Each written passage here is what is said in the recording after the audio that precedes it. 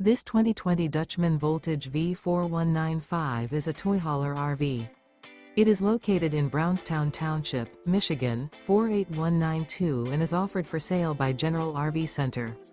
Click the link in the video description to visit RVUSA.com and see more photos as well as the current price. This used Dutchman is 45 feet 0 inches in length and features sleeps 10, slide-out, and 160 gallons fresh water capacity. The floor plan layout of this toy hauler features bath and a half, front bedroom, loft, 2 entry, exit doors. Remember, this is an AI-generated video of one of thousands of classified listings on RVUSA.com.